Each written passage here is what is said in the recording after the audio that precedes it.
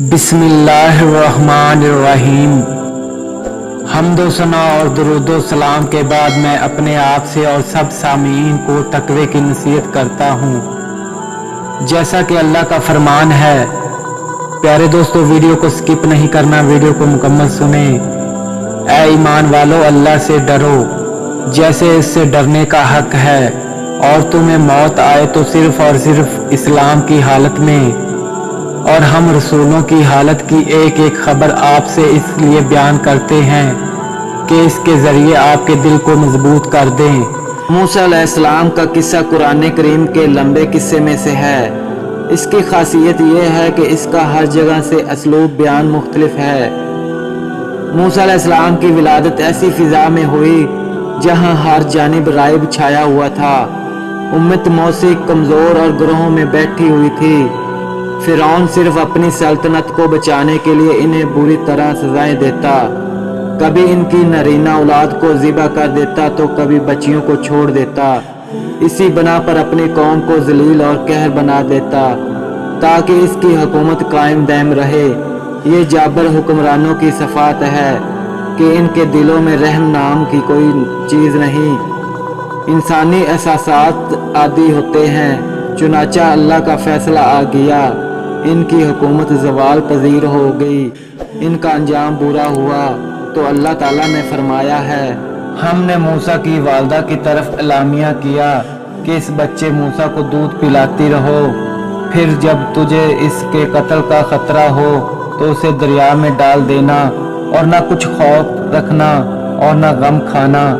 ہم اس بچے کو تیری ہی طرف لوٹا دیں گے اور اسے اپنا رسول بنائیں گے۔ ماں ڈر رہی ہے کہیں میرے بیٹے کی خبر فرعون یا اس کی قوم کو نہ ہو جائے اور وہ اس کو قتل کر دیں۔ اور ادھر اللہ کی جانب سے اعلامیہ ہوتا ہے کہ موسیٰ کو دریا میں برد کر دو، کیونکہ دریا اللہ کے حکم سے امن و آشتی کی پناہ گاہ میں بن چکا ہے، جس نے ننھے منھے کو اپنی گود میں سمو لیا اور اسے ہر قسم کی تکلیف سے محفوظ کر لیا۔ اسی قسم کے واقعات رہنما ہوتے ہیں تاکہ امت کے لیے واضح ہو جائے کہ سرکشوں کی مکاریاں اللہ کی قدرت اور عظمت کے مقابلے میں کتنی کمزور ہیں۔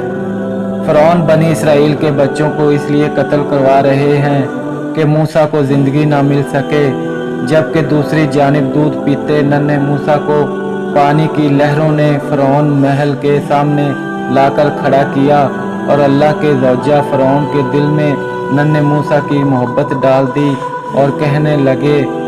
اللہ نے فرعون کو اسے محصر کر دیا کہ موسیٰ اس کی دسترخواں بستر پر پلنے بڑھنے لگے، جس کو اللہ رکھے اسے کون چکھے۔ اب موسیٰ علیہ السلام کے لیے دائیوں کو اکٹھا کیا گیا۔ موسیٰ علیہ السلام نے سب کو مسترد کر دیا، اور اسی ثنا میں موسیٰ علیہ السلام کی بہن آ گئی اور کہا، میں ایک دائی کو جانتی ہوں، چاہو تو بلا کر لاؤں۔ انہوں نے پیشکش مقبول کی اور وہ موسیٰ علیہ السلام کی ماں کو لے آئی۔ چنانچہ اس طرح ہم نے موسیٰ کو اس کی والدہ ہی کی طرف لوٹا دیا تاکہ وہ اپنی آنکھ ٹھنڈی کرے اور غم زدہ نہ رہے اور یہ جان لے کہ اللہ کا وعدہ سچا ہے۔ دیکھو، یہ ہے کہ اللہ کا وعدہ، اللہ اپنے وعدے کے خلاف ورزی نہیں کرتا۔ ضرورت اس امر کی ہے کہ ہم اپنے دلوں میں یقین پیدا کریں کہ ہم اپنے خالق سے بڑھ کر اسی پر بھروسہ رکھتے ہوئے تمام اسباب اپنائیں گا۔ اللہ کی رحمت سے مایوس نہ ہوں گا، نہ ہی برے خیالات کے سامنے جھکوں گا، اور رہنما ہونے والے واقعات سے بدفعلی میں نہ لاؤں گا۔ نیز اس کو ملنے والی مشکلات پر امید، عزم اور قوت ایمانی سے بھرپور کر دیتی ہے۔ اللہ نے موسیٰ علیہ السلام کو حکم دیا کہ فرعون کے پاس جاؤ، کیونکہ وہ سرکش ہو گیا ہے۔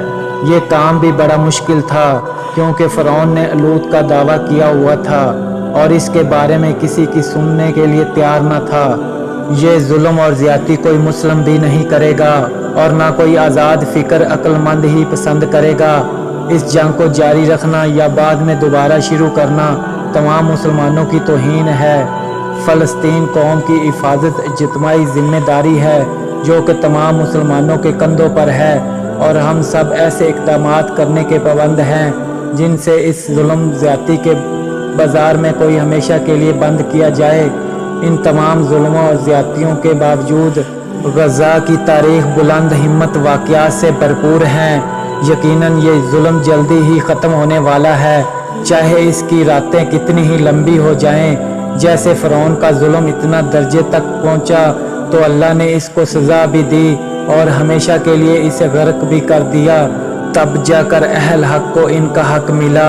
فرمانے باری تعالیٰ ہے، اور ہم یہ چاہتے تھے کہ اس گروہ کو اس ملک میں کمزور بنایا گیا تھا، اس پر احسان کریں اور اس ملک کے وارث بنائیں اور انہیں اس ملک سے اقتدار بخشیں۔ پیارے دوستو، یہ ویڈیو اگر آپ کو اچھی لگی ہو تو پلیز لائک اور سبسکرائب کر دیں تاکہ ہر آنے والی ویڈیو کا نوٹیفیکیشن